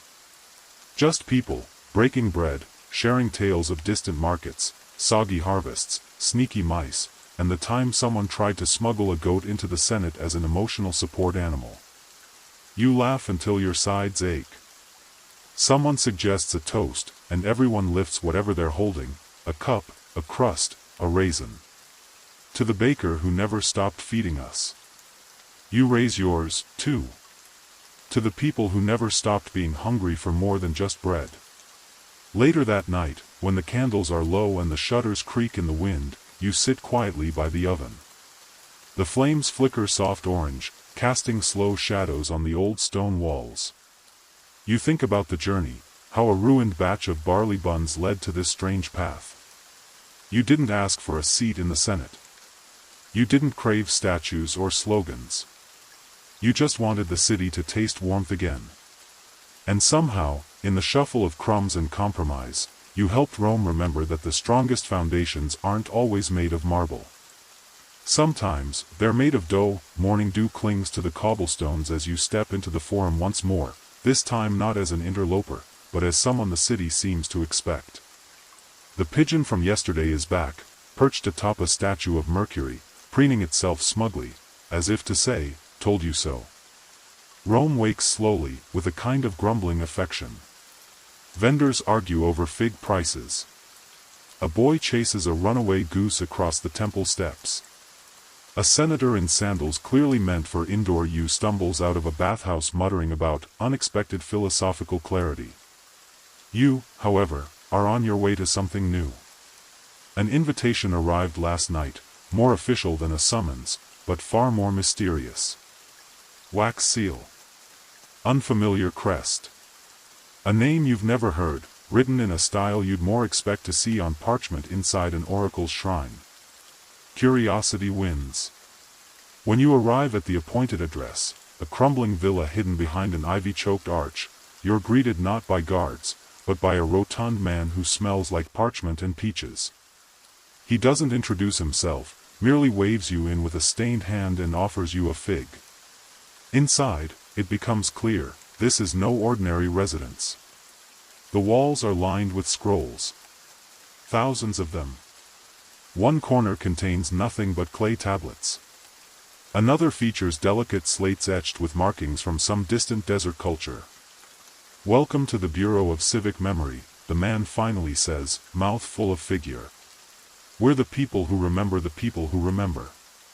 Cryptic, but you're intrigued. He explains. Rome has always had a public archive, somewhere dusty and official, but this bureau is different. It exists in shadows, compiling records of those who fall between the cracks of marble history. Bakers. Midwives. Lamp oil testers. Tanners. People like you. You're the first senator we've ever had who began life with flour under his fingernails, he says, leading you to a small wooden table. So we're documenting you. There's a chair. And ink. And a stack of parchment. You sit. A bit reluctantly. He asks you to describe your first loaf. Your worst market day. The texture of your father's kneading bowl. The sound of the morning bells in your old district. And, this one makes you pause, how it felt to walk into the Senate for the first time, knowing you'd been accidentally elected by yeast-risen fame. You answer truthfully. As the day slides by, the man nods, scribbles, occasionally pauses to smell the parchment as if detecting the scent of sincerity. Historians will argue, he says at one point, whether you were a fluke or a fable. A symptom or a solution. You raise an eyebrow. He shrugs. That's the nature of all who walk strange paths. Before you leave, he hands you something odd, a small stone, warm to the touch, carved with a symbol that resembles both a grain stalk and a question mark. For remembering where you came from, he says cryptically. Back in the street, you tuck it into your pocket and wonder if the whole encounter was real, or just another peculiar side effect of becoming an unintentional political pastry. That night, at the bakery, things are bustling. A fresh mural has appeared on the wall across the way, you, rendered in exaggerated form, cradling a loaf like it's an imperial scepter. Claudia snorts when she sees it. Nice abs, she says. You mutter something about artistic liberties and reach for the sourdough. But even here, the political ripples continue. A delegation of senators arrives, not to debate, but to learn. Apparently, your practical solutions and baffling popularity have sparked a quiet movement. They're calling it the bread doctrine. You groan audibly. They ask if you'll teach them how to work with their hands. You hand them aprons. And dough. And a deep, wickedly satisfying silence falls as Rome's elite begins kneading. They are terrible at it. One man loses half his dough to the floor. Another creates a loaf shaped vaguely like a donkey's elbow. A third tries to bribe Claudia to do it for him. But something shifts. For a few hours, they're not senators. They're students. Struggling. Laughing. Covered in flour. And maybe, just maybe, remembering that cities are made not by decrees alone, but by hands that shape, feed, and share. As night falls, you take a quiet walk along the Tiber. Moonlight dapples the water. A barge floats past, its deck piled high with sacks of grain headed south. You breathe deep. The stone in your pocket hums against your thigh, or perhaps it's just your imagination. But either way, it reminds you that even the most forgettable details, burnt crusts, smudged parchment, small kindnesses, carry weight in the river of history. You stop at a bridge and lean over the edge, watching your reflection blur in the current. A baker. A senator. A breadcrumb in the tale of Rome. You smile. And head home. The mornings are quieter now. Not in the city, of course. Rome remains its usual, gloriously chaotic self, with jugglers near the aqueduct, merchants shouting about olives, and somewhere, always, a dog stealing bread, but in your mind. Your thoughts no longer crash about like flour sacks on delivery day. They settle, like dough left to rise.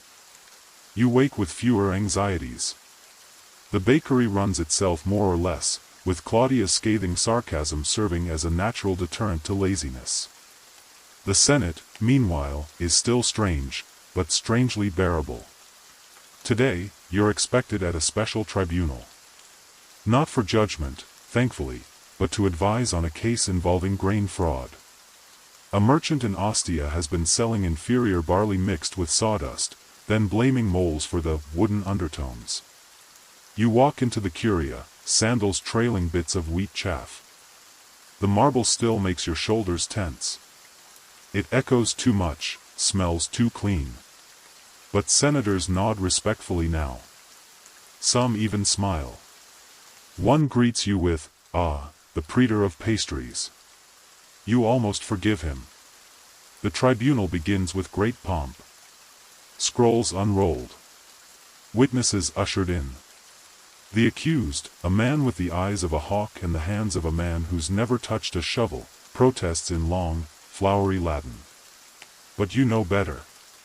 You rise from your seat, stroll to the table, and casually crush a pinch of the questionable grain between your fingers. The texture says everything. Not just sawdust, you announce. That's pine.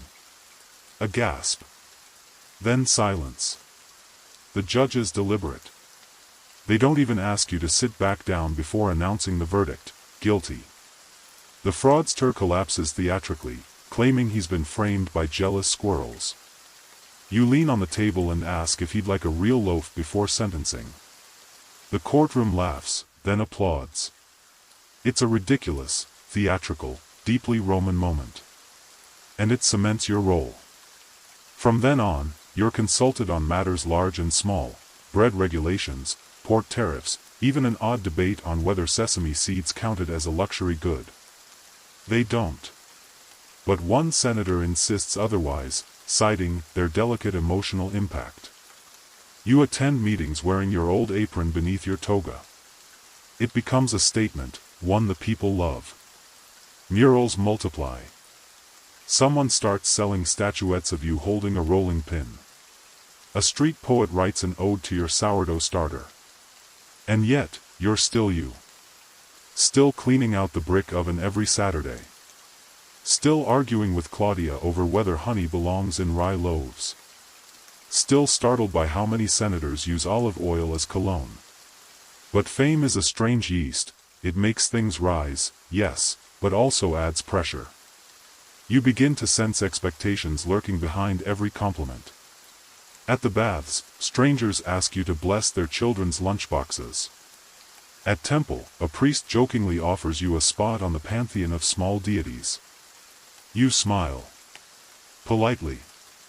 But inside, you ache for something simpler. One evening, as the sun sets over the Aventine, you visit your old teacher, the one who first taught you to let the dough do the work. He's nearly blind now, but his hands still move like water over flour. He offers you a seat in half a loaf that could rival any Senate banquet. Over olives and quiet chewing, he says, you know, Rome doesn't need gods. It needs people who remember how to wait. You nod. He's right. Waiting. Proofing. Resting. The things that make bread great, also make people wise. The next morning, you take action. You petition the Senate, not for more power, not for a statue, but for funding. You propose the creation of a public baking school. Not just a place to learn to knead dough, but to teach patience, craft, humility. A quiet, flour-dusted sanctuary where ambition is shaped slowly and nothing rises too fast. The senators are puzzled. A few scoff. But then, one of them, the man who once confused yeast with a snakebite cure, stands and says, I've never been calmer than when kneading dough. And just like that, the motion passes. Within weeks, the school opens near the river. You design the curriculum yourself, first, the feel of dough. Then its sound. Then its silence. Children come. Retired soldiers. Temple acolytes. Even a few disillusioned aristocrats. The flour flies. The learning begins. Some whisper that it's just a quaint distraction. But you know better. You've seen what slow hands can do. You've watched a city soften around something as humble as a crusty heel of bread. And so, each evening, you sit beneath a fig tree near the school's entrance, sipping warm spiced wine as the scent of fresh loaves drifts through the air. One child brings you a roll shaped like a fish. Another, one shaped like a senator's face. You laugh and tell her she's captured the nose perfectly. It's peace. Not glory. But peace. You look out at Rome, not the monuments or the Senate steps, but the bakeries, the courtyards, the laughter rising like steam from an oven. And you whisper to yourself, may this be what they remember. The days begin to slow down again, not because life is dull, but because you've made it that way. You start waking up before dawn, not from anxiety, but from the gentle tug of habit. Your feet find the path to the oven without you thinking, like a horse to water. The air is calm. Rome, for a fleeting moment, sleeps. And in those early hours, you're back where you started. The bakery smells the same, dusty flour on old wood, the quiet crackle of cooling loaves, that faint scent of slightly burnt crusts that only you seem to like. You mix the dough with your sleeves rolled up, pausing between batches to sip watered wine and listen to the city stretching awake beyond the alley. A group of students from your baking school walks by, still laughing about who misread the barley recipe and accidentally invented a sour barley cookie. You don't stop them, they're on their way to something meaningful. Just as you once were. One boy, no more than 10, knocks gently on the doorframe. "Senator," he says, sheepishly. You sigh. "Only if the dough lets me," you reply, and hand him a half-loaf warm enough to burn his fingers. He runs off. And the quiet returns. The Senate still summons you occasionally, mostly for matters of grain morale, whatever that means. They've stopped trying to dress you in purple silk, too many flour stains, too many laughs. You keep a spare toga in the back of the bakery now, just in case. But it smells like rye and basil and once, somehow, dried figs. You've stopped apologizing for it. Somewhere between your fourth and fifth loaf of the morning, a thought drifts in, uninvited. What if you wrote it down? Not just the recipes, but the process, the patience, the strange, unspoken philosophy that somehow made you both a baker and a lawmaker? You grab a stylus. You begin. The first line reads, "Good bread waits." The second, "Great bread forgives." It's silly, maybe. But the words keep coming. You write between bakes, between school visits, between Senate distractions about shipping weights and regional millet taxes. People notice. Of course they do. Before long, your baker's philosophy scroll starts making its way through the city, passed from hand to hand, breadcrumb to breadcrumb. Someone turns it into a spoken performance in the forum. Another translates it for temple use. One merchant starts packaging his olive oil with quotes from you printed on clay tags. You, apparently, are now inspirational. It's hard not to laugh. You, who once couldn't even spell senatorial, now have marble busts commissioned with your bakery apron chiseled in. But you don't stop writing. The scroll grows longer. It expands past bread, into politics, patience, grief, the art of cleaning mixing bowls when angry. A whole chapter on why you should never trust a man who eats warm focaccia and says it's too soft. And as you write, something strange happens. You stop thinking of yourself as an accident. You begin to realize that Rome has always been full of people like you, craftsmen with calloused hands, minds sharp from repetition, hearts soft from being ignored too long. You just happen to trip into the spotlight while holding a baguette. A few senators still scoff at your popularity, calling it a fad. You smile and offer them cinnamon raisin bread. They grumble. Then they ask for seconds. Historians still argue whether you truly influenced the politics of your time. Some claim you were a token, bread for the masses, comfort for the uneasy. Others insist you were Rome's quiet reformer, shaping patience in a city built on pride. You don't correct them. You're too busy sifting flour. Besides, maybe both are true. One afternoon, while walking through a shady side street near the Tiber, you stumble upon something peculiar. A bakery. Tiny. Half hidden behind a vine-covered wall. Inside, a young woman in a tunic caked with flour is instructing a group of street kids on how to form braids from dough. You don't interrupt. You just stand there. Watch. She notices you, eventually. Her brow lifts in surprise. You brace yourself for the usual. But instead, she shrugs and says, "You want to help or what?" You do. You knead beside her for half an hour, correcting her wrist motion once, sharing a tip about olive oil the next. The kids are terrible at braiding. One tries to make a tiny lion. Another just eats the dough raw. You laugh with them. And when you leave, you feel a strange fullness. Not pride. Not nostalgia. Something else. Hope, maybe. Because Rome may burn, may rise, may conquer, but there will always be dough rising somewhere in a quiet room, with someone patient enough to wait. And that's enough. That night, you dream not of marble or mosaics, but of crumb. Just crumb. Soft, warm, and perfectly imperfect, your fingers ache in the best way. Not from writing decrees, not from gripping a scroll too tightly during another senatorial debate on aqueduct maintenance, but from kneading. From repetition. From the slow, meditative churn of palm against dough. This is your rhythm now. You wake with the sun and retire before the lamps are lit. Your sandals are dusted with flour, not ash from the forum's torches. People bow in the streets, yes, but only after sniffing the air to see if you've brought a sample loaf. Rome has accepted you in its own weird way. And, maybe more shockingly, you've accepted it too. There's a new bakery now. A proper one. Built with Senate funds under the guise of urban morale improvement. Really, it was a bribe to keep you from making speeches about taxes on imported lentils. It's a strange building. Half temple, half kitchen. Columns out front. Clay ovens in the back.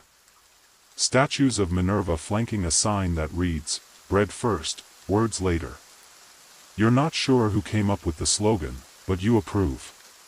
Crowds come every day. Not just for the food, but to see you. To hear you. To ask things like, how do you stay so calm when they shout at you in the curia, or, what kind of flower makes you most reflective? You never have an easy answer. But you do have a slice of honey cake. So you offer that instead. The scroll, meanwhile, has become a minor literary obsession. Scholars debate whether the phrase, kneading is prayer, is metaphor or doctrine. One particularly ambitious man writes a counter-scroll arguing that bread is overrated, and gets chased out of a symposium with a stale rye loaf. Children chant your name in alleys, often followed by giggles and crumb fights. Some try to sneak behind the ovens, hoping to catch you thinking in silence, as one scroll described your mid-bake pauses.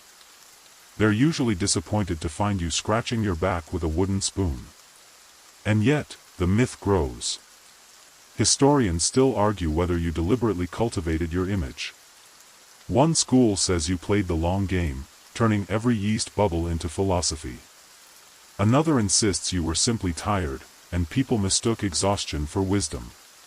Either way, you become something rare in Rome, beloved without being feared. And then comes the marble. The city commissions a statue of you. Not a military bust.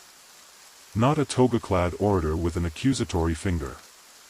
No, they sculpt you mid-bake, stooped slightly, hands pressing dough, with a hint of flour on your nose. They even include the apron. You try to object, half-heartedly. But they tell you the sculptor cried from joy while chiseling the crust lines into the bread. So you nod and leave it alone. Besides, it sits outside the new city granary, symbol of stability.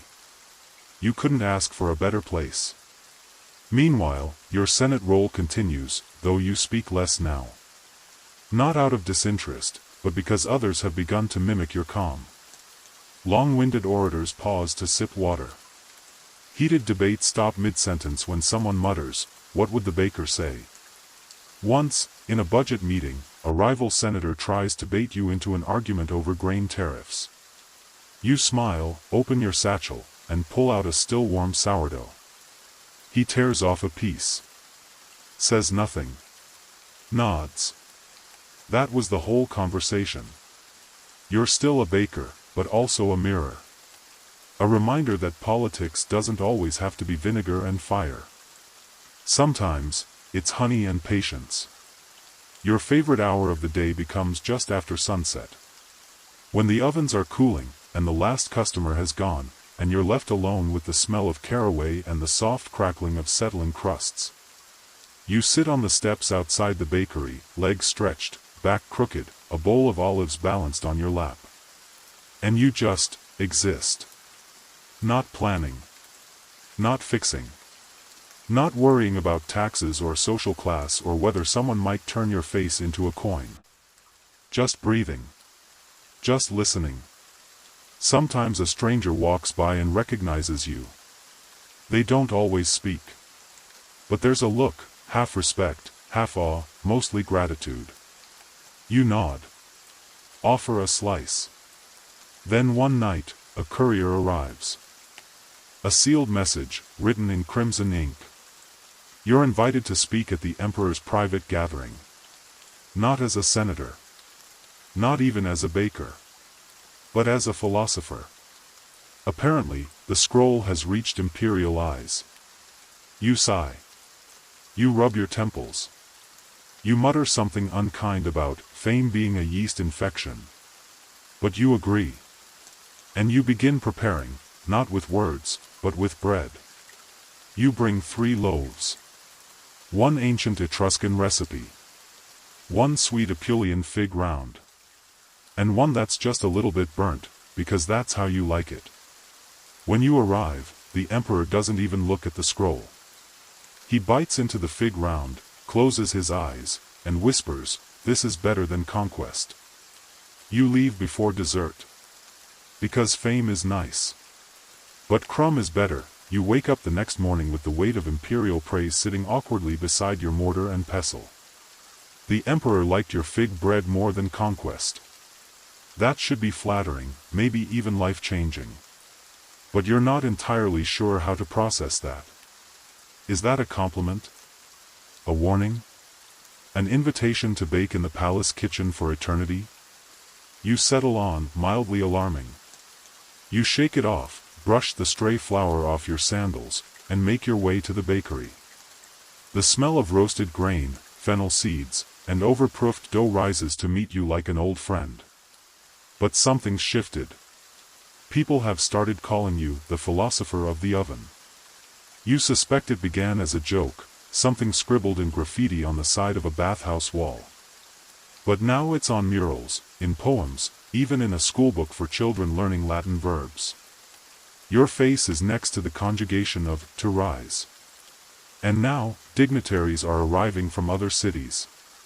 From Antioch to Alexandria, from Gaul to the misty Isles of Britannia, people come just to meet the man who proved bread can beat ambition. One particularly well-dressed scribe from Carthage asks if he can purchase a single breadcrumb from your personal breakfast. You explain that no, that's just your breakfast. But fame, like dough, is unruly. So, naturally, the Senate takes advantage. They send you to settle disputes across the provinces, not because you're persuasive, but because people trust the man who used to price sesame loaves fairly. You travel. You listen. You mediate one border spat with nothing more than a basket of rye, wink, and a proverb about undercooked crusts. And you write. Well, sort of. You speak, and the younger assistant records it all. Your reflections range from "never need in anger" to "you can't rush yeast or government." They're turned into tiny scrolls and distributed through libraries, markets, and, somehow, a gladiator school in Naples.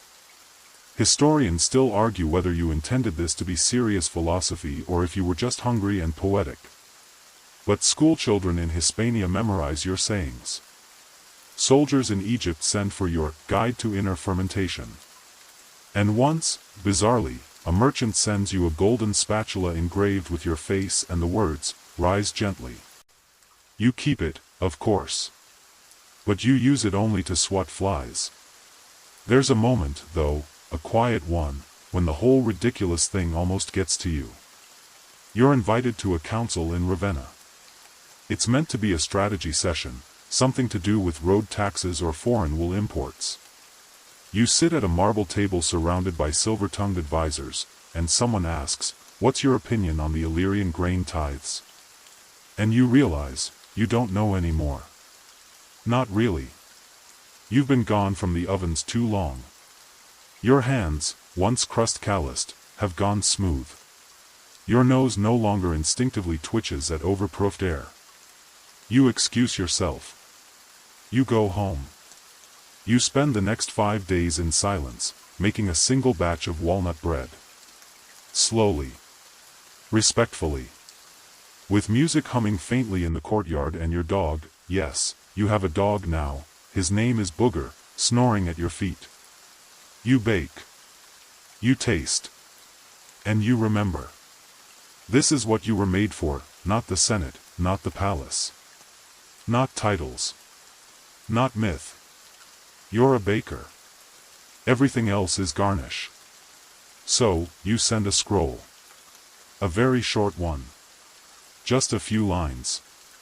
Please remove me from future provincial assignments. The dough calls. Also, someone left butter out. And that's that. You return to your bakery. You greet customers by name again. You relearn the grain schedules and the little trick for keeping olives from exploding mid-bake. And you smile. Because while Rome may forget most of its senators, it never forgets a good baker. Especially not one who whispered philosophy into the mouths of the hungry. You become, paradoxically, more famous for withdrawing. People admire the restraint. The wisdom. The sheer refusal to turn your life into a performance. Someone writes a play loosely based on your life. It's not very good, there are too many sword fights and not enough bread. But still, people cry at the part where you reject power in favor of cinnamon buns. Your bakery thrives. A second apprentice joins. Booger gets a little hat. You sleep deeply now, the kind of sleep that comes only to people who know what time the first light hits the oven window. And if anyone asks you what your greatest accomplishment was, the scrolls? The Senate reforms? The imperial fig loaf? You point to the shelf near the door, where a small, slightly cracked plate sits, painted with just 3 words. Still rising, you rise before the sun now, not out of obligation, but habit. The Roman streets still sleep, their stones dew-slick and glowing in the faint blue of pre-dawn. You move quietly, careful not to disturb Booger, who's learned the luxury of late mornings and warm blanket burrows. The oven greets you like an old friend who knows your thoughts before you speak them. You stoke the embers. Not too hot. Never too fast. The first dough of the day, simple barley with a whisper of honey, is already resting under a damp cloth. You place your hand over it, feeling its quiet tension. It's a kind of conversation. The grain murmurs. You nod. Today will be a good bake. Word has spread that the Senator Baker is back for good. Lines begin to form earlier than ever, people with scrolls in hand, not for your autograph, but to read aloud one of your sayings while they wait. I heard he once convinced a tax collector to forgive a widow's debt by offering him 3 sesame rolls and a joke about moldy grain, someone whispers. Another insists he solved a border war by teaching both sides to make spelt crackers. You don't bother correcting them anymore. Let the myth rise. Your days are now full but slow. You teach your apprentices how to tell when a dough has hope in it. You share how wind can change a crust, how the body forgets hunger but remembers warmth. Sometimes, letters still arrive. Requests from nobles, generals, even emperors asking for counsel in the form of a crust. You respond when you feel like it. Sometimes with advice, sometimes with a recipe. Once, with a single raisin and no explanation. And the Senate? They send word again, this time offering a permanent post, a statue, even a holiday. You decline. But you do send back 1 tray of honeyed flatbread. Still warm. Just a little burnt at the edges, like all your best decisions. Historians still argue whether you were wise, stubborn, or just very, very tired of politics. They debate if your retreat marked the start of Rome's golden loaf era, or if you were merely eccentric. But none of that matters to you. Because you found your rhythm again. Your muscles remember. Your fingers remember. The world fades each time the oven door swings open and releases the quiet gasp of fragrant heat. It's not grandeur you leave behind, it's technique. Kindness. The hush of early mornings when flour clings to everything and the future smells faintly of nutmeg. A young poet stops by one afternoon. She's writing about dignity. She asks what you believe is the noblest thing a Roman can do. You look at her, slightly confused, and answer, feed someone before they know they're hungry. She writes that down. Twice. And then there's the wind down of every day. You lean against the doorway, arms dusted in semolina, and listen. The marketplace hum. The clink of amphorae. Children racing down cobbled lanes with stolen figs. The occasional donkey that simply refuses to move. Rome, in its chaos and its aching poetry, sings around you. And you? You hum back. There are days when the sky feels heavier. When the bread doesn't rise just right. When even booger seems to sigh a little deeper. On those days, you light a second fire, not for baking, but for sitting beside. You think of the journey. The accident. The speech. The absurdity of voting to pave a road while your apron still smelled of rosemary. And you think of now. Of the customer who always asks for a crust, just like before the Senate ruined you. Of the laughter in the courtyard. Of the fact that you still own exactly one pair of sandals and 1,000 memories of stepping into messes, literal and otherwise. You have no regrets. Except maybe the time you tried to bake with fermented turnips. But that's another story. And as the last loaf is wrapped, the shop is swept, and the moon takes its quiet shift, you sit. You breathe. And you smile. Because in a city of legends, you became something rarer. Not immortal. Not mighty. Just, deeply, stubbornly, wonderfully human, and now, with the ovens cooled and your sandals resting near the door, you feel the quiet settle in, soft as flour dust in an afternoon shaft of sunlight. The city that once roared now purrs under the weight of sleep. Even the alley cat seemed to sigh. You stretch. Slowly. Thoughtfully. Each bone and joint easing itself into stillness. The warmth of the day clings to the walls, fading like the scent of cinnamon from a well-used pan. You glance at the final loaf, wrapped and waiting. Not for a customer. Not for a senator. Just for tomorrow. You made something. And you made it well. The stories, of emperors, of chance, of strange invitations scrawled on scrolls, can rest now. They've been told. Folded like dough. Left to rise gently in the minds of those listening. And you? You did your part. So breathe deep. Let your thoughts slow. There's nothing left to fix tonight. No speeches to give. No flour to sift. Just the hush of starlight on warm tile and the peace of knowing you came back to what matters. To crusts, to kindness. To the quiet art of choosing peace over power. Let sleep find you now. Let it rise.